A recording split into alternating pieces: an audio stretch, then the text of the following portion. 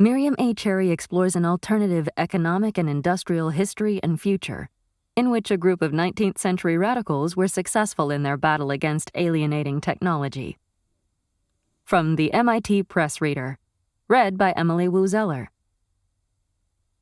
In common parlance, the term Luddite means someone who was anti-technology, or maybe just not adept at using technology. Historically, however, the Luddite movement was a reaction born of industrial accidents and dangerous machines, poor working conditions, and the fact that there were no unions to represent worker interests during England's initial period of industrialization. The Luddites did not hate technology. They only channeled their anger toward machine breaking because it had nowhere else to go. This is an alternate history, an Encyclopedia entry from circa 2500, that depends on the critical assumption that the Luddites succeeded in their industrial campaign in the 1810s. Instead of techno-determinism, that the development of technology is inevitable and that society will alter and adjust to it, the Encyclopedia entry notes that the Luddites, in their success, formulated a different yet productive relationship between society and the development of technology. Originating in Great Britain during the Industrial Revolution in the first 2 decades of the 19th century, Luddism was a movement arising as a response to poor working conditions in nascent textile manufacturing businesses. The Luddite movement was a precursor to the development of the economic philosophy known as sustainomics, which promotes technological development that adheres to principles of utilitarianism and human flourishing doctrines. Sustainomics began its rise in the early part of the 20th century and has remained the dominant economic system of the Hemispheric Union for the past 600 years. Beginning in the early 19th century, foreign wars, coupled with high unemployment and food shortages, caused widespread desperation among the populace. Many seeking earned wages went to work in rudimentary industrial factories. With no safety standards and shoddy medical care, industrial accidents were quite common.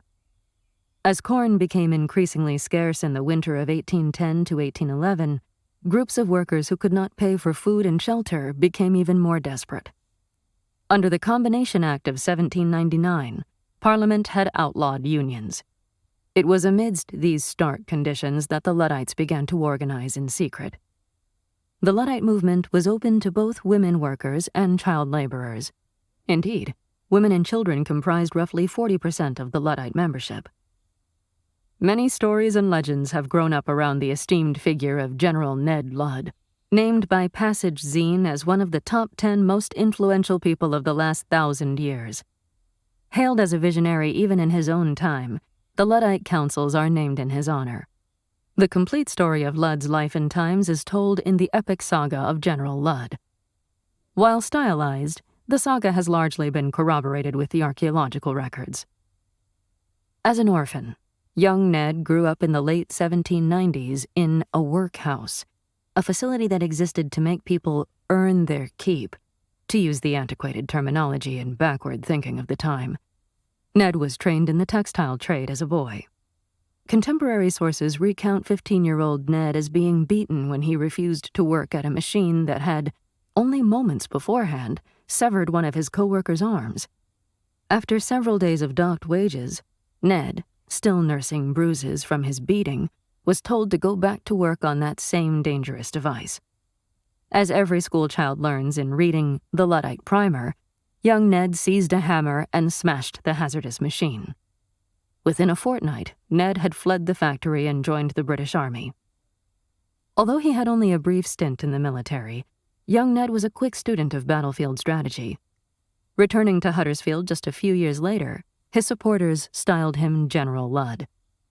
As the movement increased in popularity over the summer of 1811, a large crowd gathered at Huddersfield. By the time the movement began in earnest, Ned Ludd's supporters numbered over 100,000. Luddite supporters were characterized by their sense of utmost loyalty and solidarity to their brothers and sisters in the movement. Despite the large number of supporters and the completely rudimentary communication available at the time, the movement, its leaders, and its political and social aims remained a well-guarded secret to factory owners and the government alike. Beginning in 1811, General Ludd and his right-hand man, Lieutenant George Mellor, surrounded, took, and held factories throughout the textile district of Nottinghamshire. Their first victory, at Cartwright's Mill at Rawfolds, is now the site of the Mellor Memorial Museum, which contains many of the original documents so central to the Luddite movement. Much of the success of the early campaigns was largely due to the fact that the Luddites were chiefly a peaceful movement. Contemporaneous newspaper accounts described individual events as the occupation of factories. This characterization has since been disputed by researchers, and definitive archaeological studies have completely repudiated these polemic accounts as wholly fabricated. Remarkably, in the first 2 years of the Luddite campaign, only one serious injury was reported. The owner of Ottawell's mill, William Horsfall, refused to stand down when a peaceful crowd gathered around his factory. After shouting that he planned to swim in Luddite blood, Horsfall began firing his rifle indiscriminately into the largely unarmed crowd, which included many of the factory's large group of child workers. As a defensive measure, Lieutenant Mellor fired a single shot, intending to hit Horsfall's arm, but which instead injured his groin. No further resistance was encountered, and the factory changed hands without incident. The Ottawell's Mill incident was an anomaly. Typically, when the Luddites arrived at a factory, the oppressed wage earners cheered and chanted, "Up with Ludd!"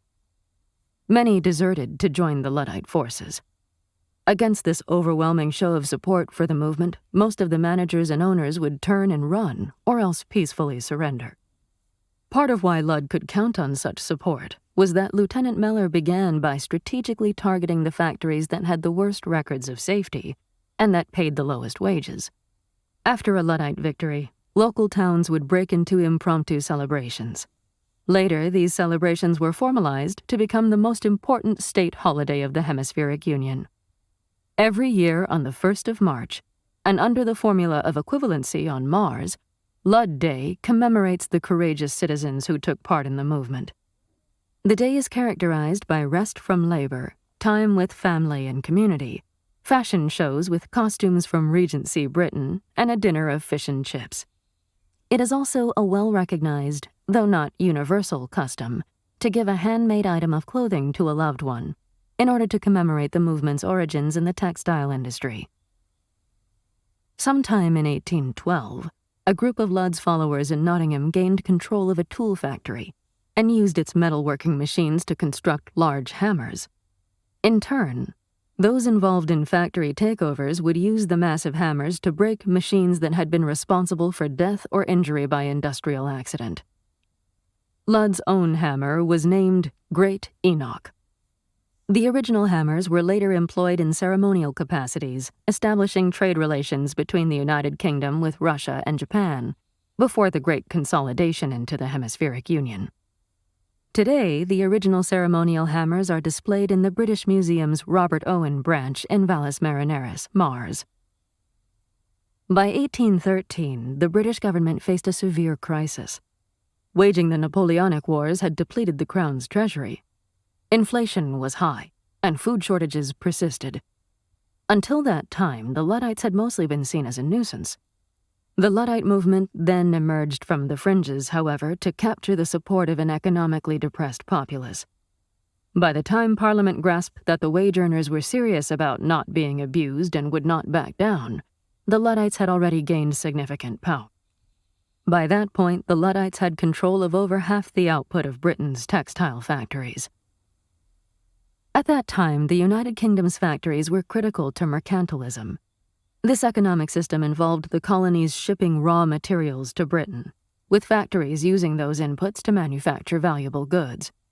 The end results were then returned and sold back to the colonists. Upon realizing that the entire mercantile system was in jeopardy, certain elements in Parliament who stood to lose their livelihoods pressed for military intervention. Many formerly wealthy factory owners also petitioned for redress. They proposed reforms that would fundamentally change the law towards machine breaking. At that time, the laws dealing with property damage uniformly suggested that anyone found guilty would be transported. In other words, sent to Australia or another distant colony looking for settlers. Industrial and mercantile interests, which quickly coalesced into the Property First Party, wanted to change the punishment for machine breaking to death by hanging. Fortunately, for sustainomics as we know it, the Property First Party failed to pass this legislation. Lord Byron, poet laureate of the Luddite movement and eventual MP from Nottinghamshire, whipped up popular sentiment in favor of the Luddites with his volume, Poems in Celebration of Luddism. These poems were eventually set to music and included the first recorded noises, which were mostly of machines. This began the first era of industrial music, which is recognized as the official traditional music of the Hemispheric Union. In 1813, the Luddites set their sights on Manchester, which was the heart of industrial cotton processing in England. Although the British Army had by then been called out to put down what Parliament was dismissively calling the Luddite disturbance, there simply was not the manpower to spare. The Army's reserves were spread thin and taxed heavily defending Britain from the French and Americans. Richard Arkwright's factory in Manchester was the first to be liberated. The Luddites swarmed the factory and others near it, to the jubilant reaction of wage earners. Once the major factories in Manchester were under the control of the former wage earners, tradespeople, and small artisans, support for the Luddites swelled even further. By 1815, the government had no choice but to declare an amnesty and to grant all the Luddites' demands.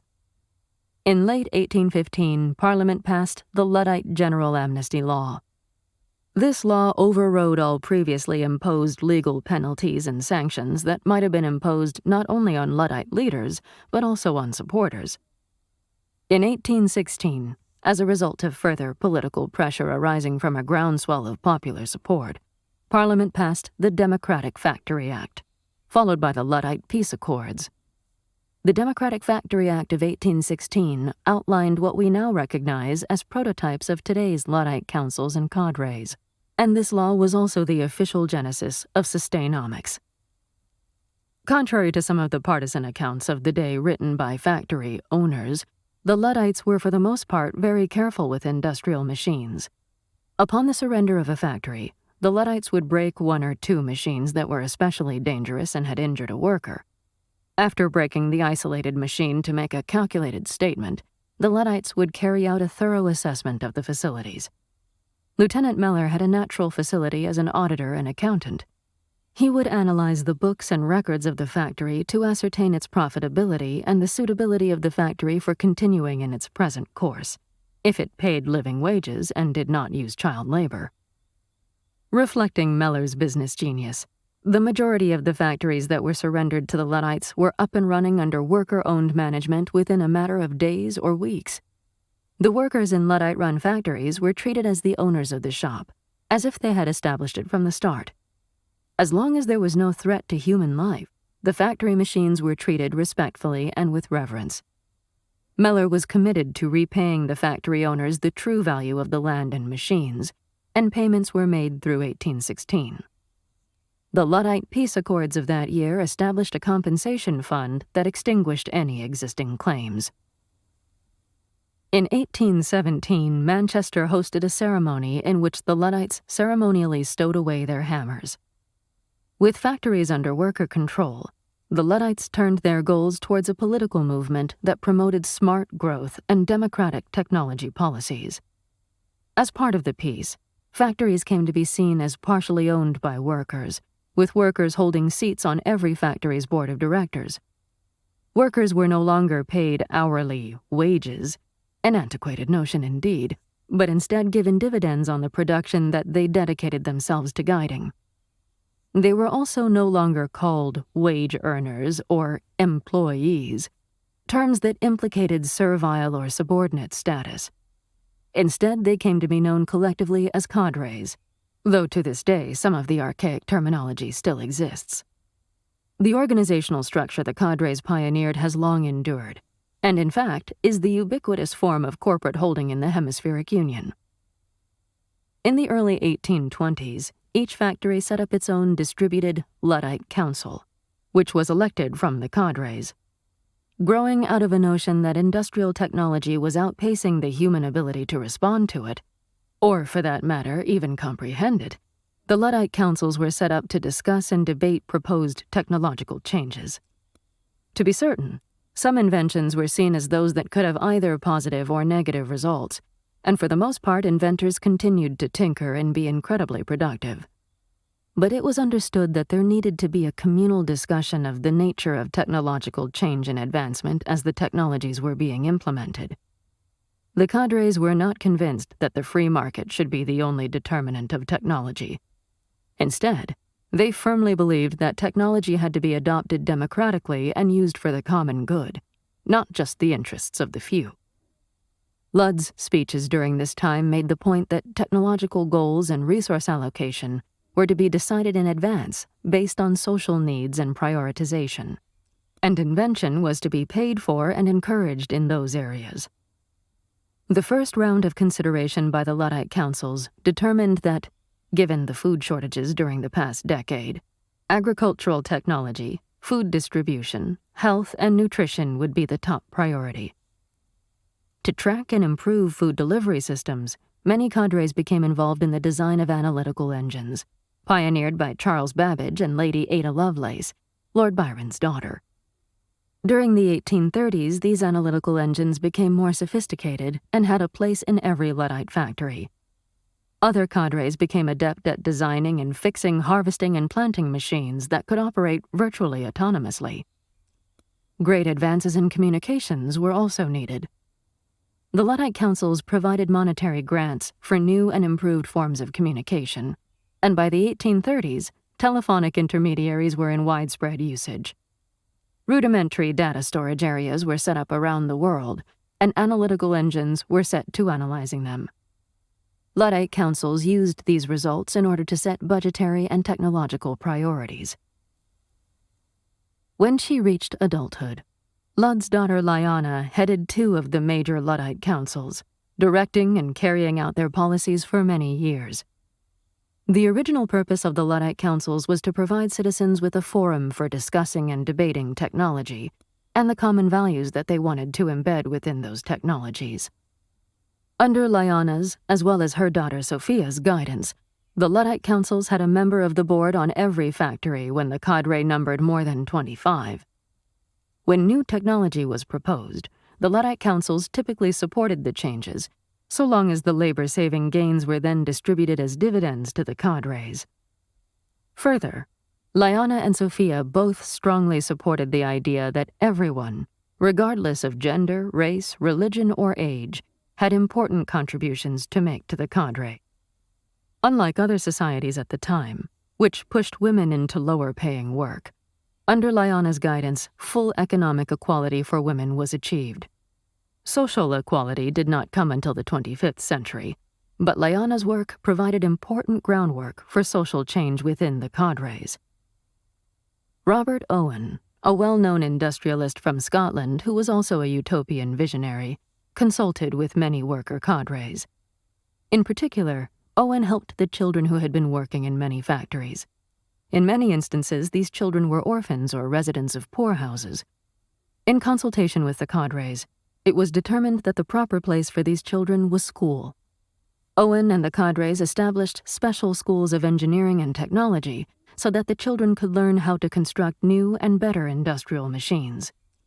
It was a graduate of one of these Owenite schools, Alyssa Tell, who invented the telephonic intermediary. Most advances were not made by individuals, however, but by groups of cadres working together on shared goals. These working groups were highly effective. Throughout this time, the standards of living of members of cadres worldwide rose dramatically. Combining increased production with shared gains to workers meant that the average person became prosperous. Beginning in the 1850s, it was common for every household to have its own analytical engine.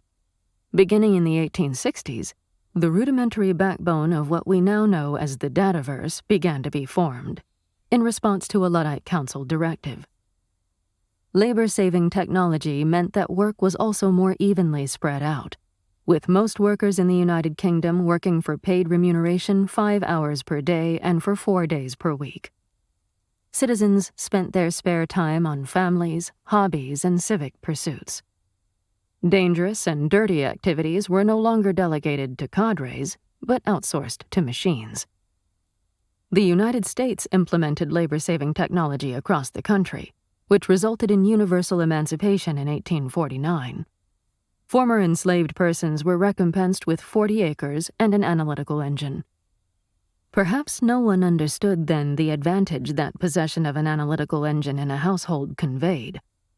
The result was that it was the children of these former enslaved people who became some of the greatest U.S. analytical scientists.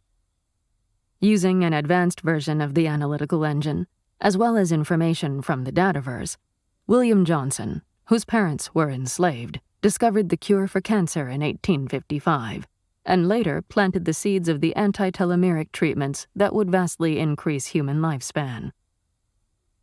During the 1910s, with the blessing of several Luddite councils, 3 factories in the north of Britain decided to change manufacturing altogether.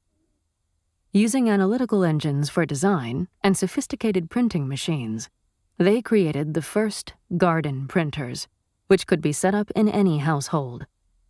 Suddenly, manufacturing became centered back in the household, rather than in the factory.